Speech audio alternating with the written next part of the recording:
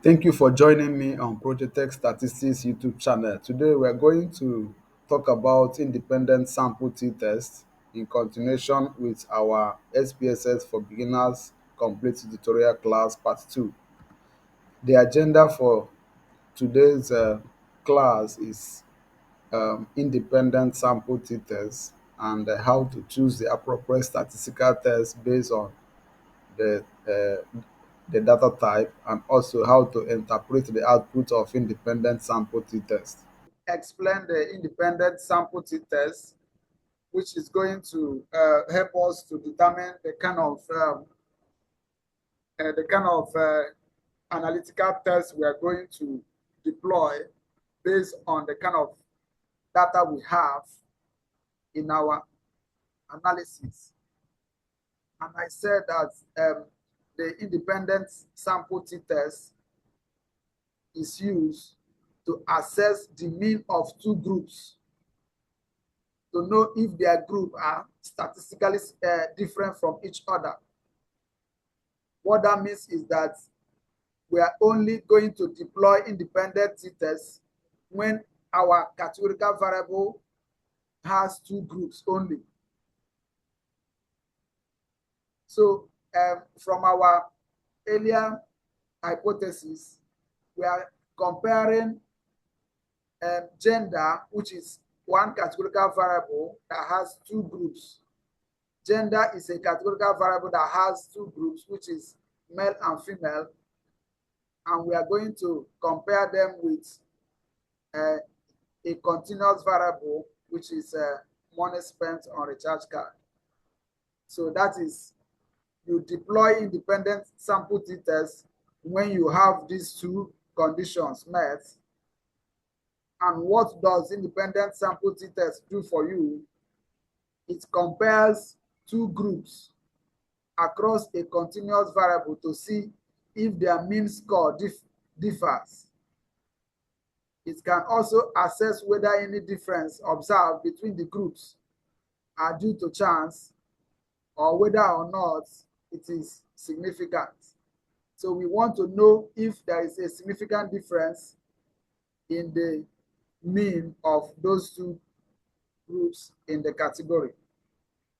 So that is for independent sample t-test.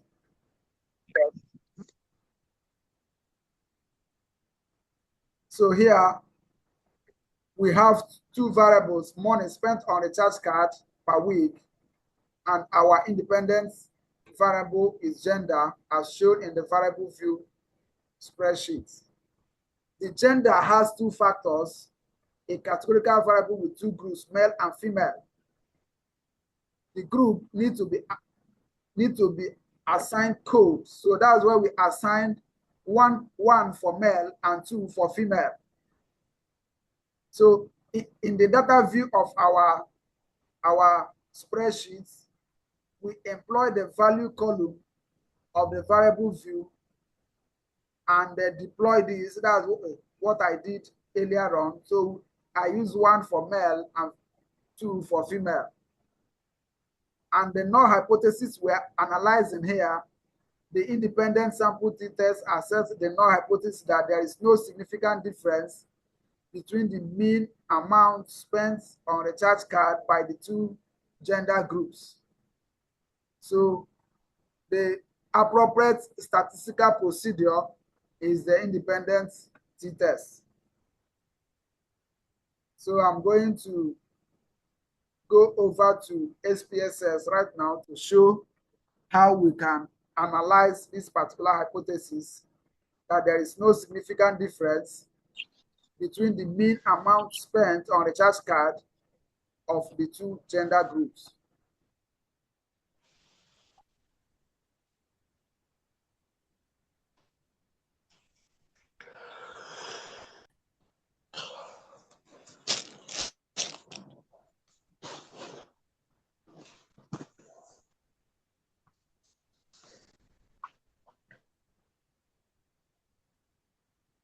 Okay. Somebody raise hand here, Mr. 𝐘𝐨𝐿. Yes, I did. Thank you. Okay. Now, looking at our hypothesis, Yes. the focus is on male and female and money spent. This meeting is Yes. recorded. Now, I want to know whether it's expected that depending on factors of interest, you can employ different tools in your comparison on the same data set. Because if we look at our hypothesis, it simply talks about money spent by male and female. But I am aware that if maybe money spent by male and female generally might not be different, if you compare that maybe amongst different study levels, you may find out that even though generally male and female spend the same amount of money, but if I may go to year one, I may notice that they may vary in year one. That if I go to year two, they may also vary. Yes. So we're now looking at using T-student test now to do the general comparison, looking at all male or female, then employ a different tool, like say ANOVA now, in comparing male and female in different classes on the same data set and on the same researcher interest. Yes. You know, in our data now, the first column, we have the money spent on recharge card. The second column, we have the gender. You can as well develop another hypothesis here after comparing male and female against money spent. You can as well, here now we are going to use independent t-test here. Then we can also use, if we are going to compare money spent on a recharge card against the level, that is the year of study. Now we can deploy ANOVA on that particular hypothesis that says there is no significant difference between the mean amount spent on the recharge card of different levels. So in that case now, since the year of study is more than 2 groups, you cannot use independent t-test to do that.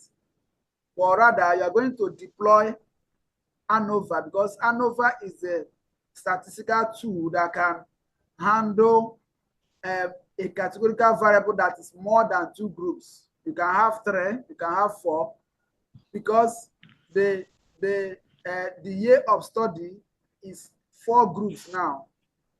Independent t-test cannot do 4 groups. So you have to deploy ANOVA in the same data sets. So it depends on the 2 variables you are comparing each time. So for each data set, you can have up to 3 or 4 hypotheses in the same data set, just like we have here now. The first hypothesis is this one. The second hypothesis you are going to have now is comparing year of study against time spent on making calls. So that one, we can deploy ANOVA on that one, while we deploy independent t-test on this one. So if you have up to 3 or 4 hypotheses, you can actually deploy different statistical tools based on the 2 variables we are comparing at a time.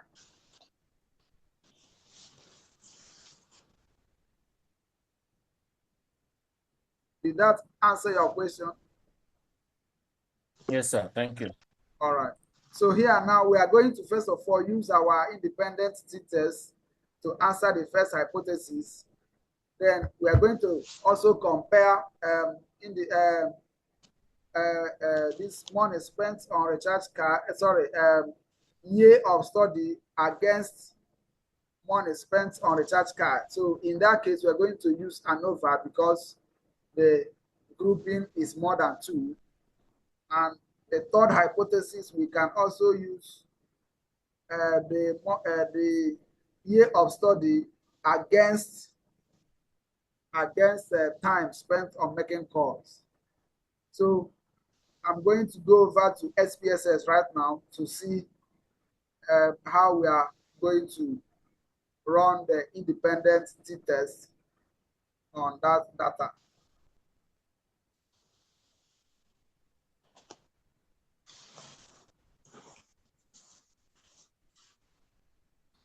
Okay, here I'm in SPSS right now, and for me to run independent sample t-test involving the money spent on the charge card and the gender, I will first of all go to analyze. Then, excuse me. Yes. Yeah, I can see your screen. Eh? Yeah, I can see that you are in SPSS. What I'm seeing is the slide. Okay. Sorry, let me check.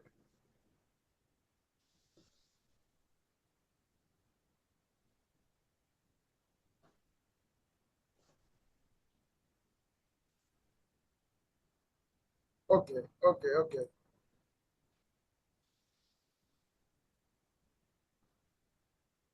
Yeah, it's fine now. Okay, so we have analyze, we have compare mean. Where is it? Analyze, compare mean. Then you have independent t-test here. You also have one-way ANOVA. So the one we are going to do for now is independent t-test. You click on it. When you click on it, it will show the independent t-test page. Now, the variables we are interested in is the money spent on the charge card. We move it, we select it, and move to the test variables. So you click on gender too, and click on this,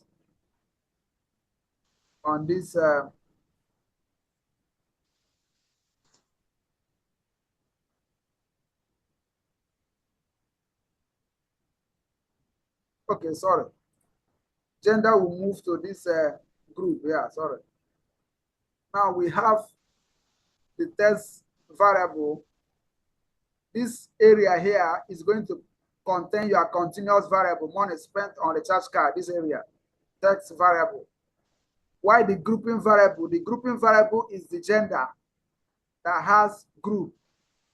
So that one enters here, and we define, if you move it here, you discover that you have 2 question mark here, means that you need to define the group. So you click on this place and type 1 here and type 2 here. So this is number 1 for your male and 2 for your female. You click on OK. It will now enter inside that parentheses. So you now have gender with 1 and 1 for male and 2 for female. So I think you are done. You can proceed to click OK. So these are the 2 variables you are using, this and this. When you click OK, you are. Can you see? There are buttons there showing us options and bootstrapping.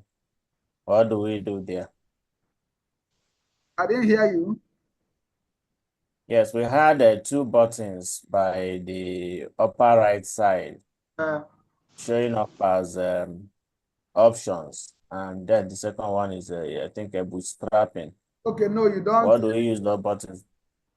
You don't use all those words in there. That one, the option there is to identify the 95% confidence interval is already specified as 95% confidence interval. I'm going to explain that in our other slide when we have our interpretation. So most of the time we run our analysis on 95% confidence interval. That is the standard for statistical analysis. Sorry, sir. This last operation you have just concluded has not been affected on the table. has not been what? Affected on the table. Which? As the output. Okay, are you not seeing the output? The output, yes. Are you not seeing it? The last one, because this one have been there. No, sir, this one have been there now. Yeah, still on the data all view. this on the. No, this is the one we did now. Now this is independent t-test. Are you seeing my output at all? No. No. We are not seeing the output. Okay, sorry, let me see if I can share the output here.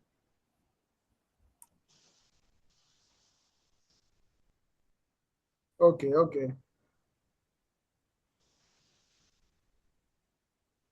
Okay, this is the output here. Can you see it? Yes. Okay, so yes. So this is the output here. We have two tables here. We have two tables. We have the group statistics. We have the independent sample t-test. Now, the first one here, you have the money spent on a charge card. We have male agenda. We have 19 persons that are male and 21 persons that are female. And we also have the mean. The mean here means that the mean amount spent by male students. So you can see that the male students spent 583 naira on average per week, while the female students spent 500 naira per week. So this is the more or less the group, the descriptive statistics, which enable you to know the mean. Now, this is the mean. That's what we are actually trying to find out. We want to find out if the mean of these two groups here, the male and the female, if it is actually significant. If the difference in their mean is actually significant, that's what we are looking for, to know if there is a significant difference in the mean of the amount of money spent on a recharge card by the male and that of the female. So here we see that 563 naira and 500 naira, we have a difference of about 63 naira between the two groups. Now here we cannot really say if the difference is significant. You have to come to this table to dictate if the difference in this mean, whether it's different, whether it's significant or not significant. So now, how do you know if there is a significant difference? You need to deploy your decision criteria. Decision criteria is that if the p-value is less than 0.05, if the p-value is less than 0.05, we reject the null hypothesis. This is the decision criteria. If the p-value is greater than 0.05, we accept the null hypothesis. Please, I'm going to explain more on the decision criteria when we go back to the slide. But that is the decision on which you will detect whether these two means are significant, whether their differences are significant. Now, how do you know your p-value? The p-value is also known as the SIG2-tel. SPSS calls it SIG2-tel, which is your p-value, which is also known as the probability value, is also known as SIG2-tel. And from here, we see that the p-value here is 0.515. 0.515. What it means here is that this value is greater than 0.05. The 0.05 is actually the level of significance. And the level of significance in statistics has been generally approved and proven to be 5%. So that value is used to compare with your p-value to know whether you are going to accept your hypothesis or you reject it. So the p-value here is 0.515, and our significance is 0.05. The level of significance 0.05. So you compare the two, we discover that our p-value is greater than our level of significance, which is 0.05. And in that case, we are going to accept the null hypothesis. If the p-value is greater than 0.05, you accept the null hypothesis. But if the p-value is less than 0.05, you reject the null hypothesis. So that is the decision criteria here. And for now, we will conclude that there is no significant difference between the money spent in buying a recharge card by the male and that of the female. Since our p-value is greater than 0.05, we accept the null hypothesis that there is no significant difference between the recharge card expenses of the male and that of the female. So as you can also see from here, that 500 and 563 is actually not a significant figure. It's just 63 naira difference, which is not significant. But you cannot prove this until you use your p-value to compare with your level of significance to make your decision. So I hope that is clear.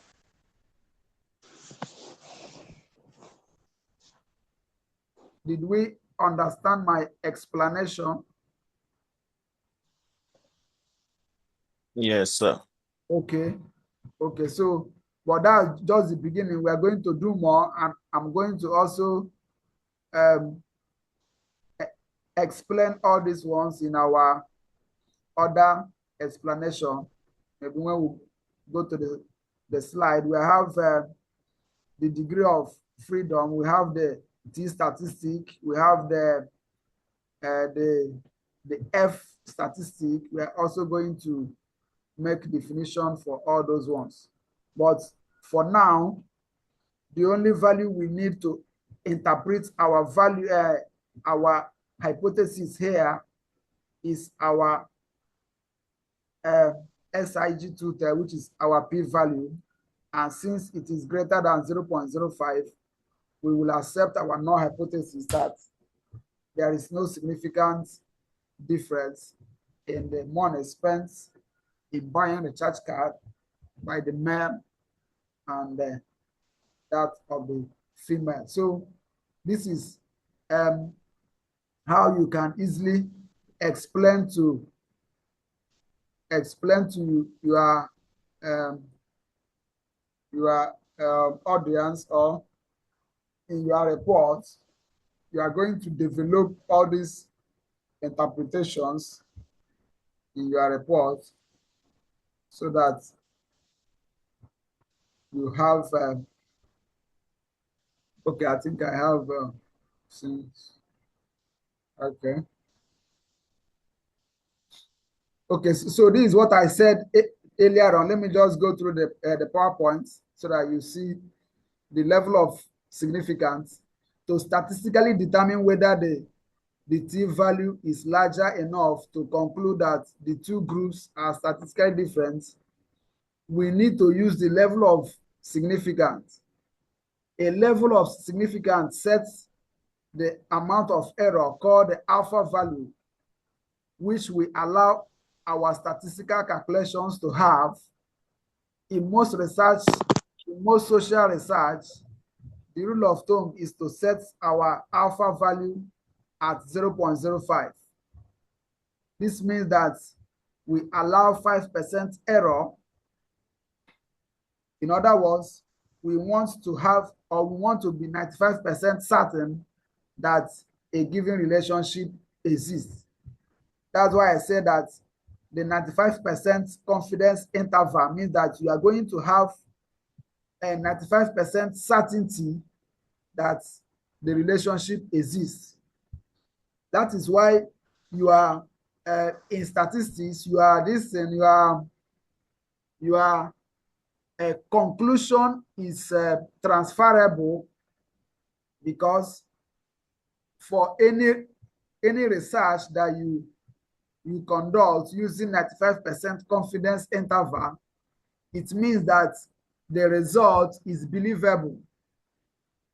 So if, for example, somebody tells you that I am 95% sure that it's going to rain by tomorrow, because that person is 95% sure, you are likely to believe the person that it's going to rain tomorrow, is it not? But if the person is 50% sure that it's going to rain tomorrow, you may not certainly believe that person because it's 50-50. So that's why in research, you use 95% confidence interval. Okay, you have a question? Yes, sir. Okay. Thank you. Yes. If we are setting our confidence interval at 95%, and we are making inference from the sample of the population, it means that, as you said, that our inference here is transferable, meaning it's a representation of a population. Yes, for your yes. Because you are sampling. Because the data we have here did not survey the entire students in such a school. It must be a portion of the students. Exactly. Then, for this to still remain, I have been told that it should be a reasonable sample size that is a good representation of the entire population. That's one factor. Another factor is that this data should be normally distributed. Yes. Then these our inferences should now hold. Now, at this point, how would we know whether it's the data set, the sample size is normally distributed? Is there any way we would verify that before venturing into the analysis, assuming we have our real life data sets we have to analyze? Okay. Yes. I'm just trying to show us how to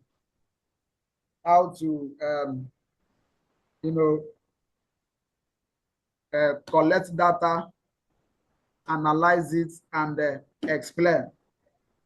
Now, after this class here, why I just take this to this level is because I just want us to see how we can put in data in SPSS, analyze, and get results.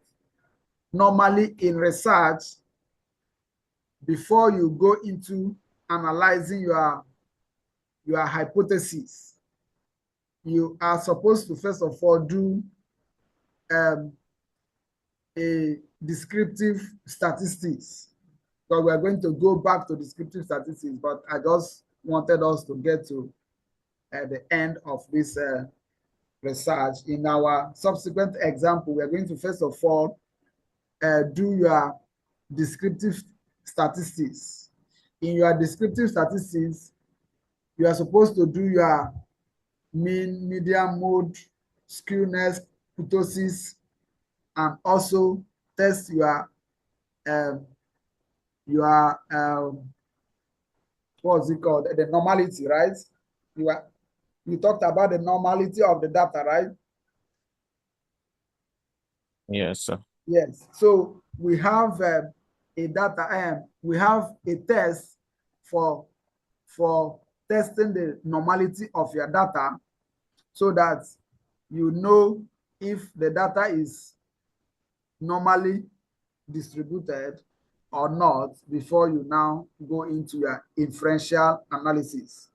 So we are going to go back to those ones to go back in our other data examples. We are going to do our descriptive statistics. We do the skewness, kurtosis, normality, the standard deviation, and all that. So, but the normal procedure of analyzing your work is that you first of all do your descriptive statistics. Then after which you now go into your significance testing, which is your hypothesis testing, which is your inferential statistics. So there is a test they call, what was the name of that test? Hovmorov-Sirov test for normality. So we are going to run it in our subsequent data so that you test the normality of your data and for you to meet the criteria for you to run your analysis, because it's assumed that your data is normally distributed.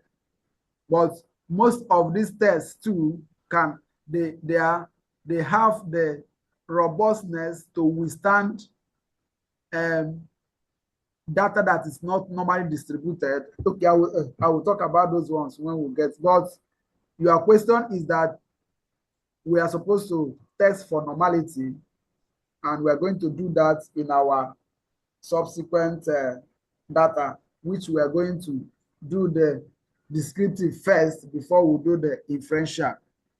So there is a normality test, which is I can't pronounce it very well, Kolmogorov-Sirov test for normality test, which you can run before you proceed. But I just wanted to show us how to go through from the beginning to our inferential analysis in this class. So it's just for us to know how to use the SPSS, input our data in it, and do a small analysis and get results. So subsequently, we are going to do all those descriptive analysis. So maybe by that time, you will see how it is being done. So for now, we are Yes, sir. okay. For now, we need to, okay, let me talk about the p-value here, the level of significance, the probability of obtaining a sample mean, given that the value stated in the null hypothesis is true. So the p-value is the probability. It varies from 0 to 1. So you make, now our decision rule here is that whether to accept the null hypothesis or to reject.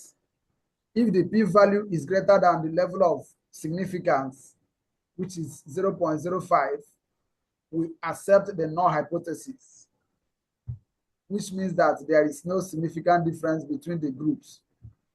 But if the p-value is less than or equals to the level of significance, we reject the null hypothesis, meaning that there is a significant difference between the two groups.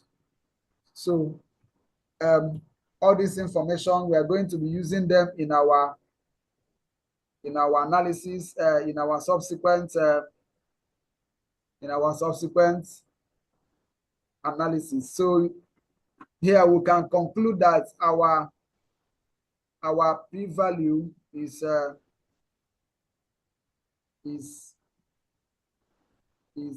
greater than 0.05. So we cannot reject the null hypothesis.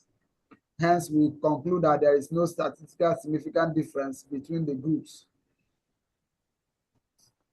So when you are doing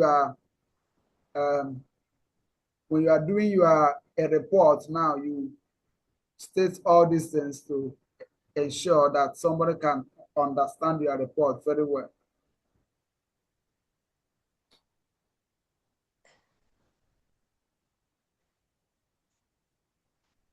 Okay, I talked about the degree of freedom here. Display what is called the degree of freedom in statistical. The degree of freedom are important for the determination of the significant level in the statistical calculation. For interpretation purposes, they are less important. Okay, yeah, in short, the degree of freedom are the number of observations that are free to vary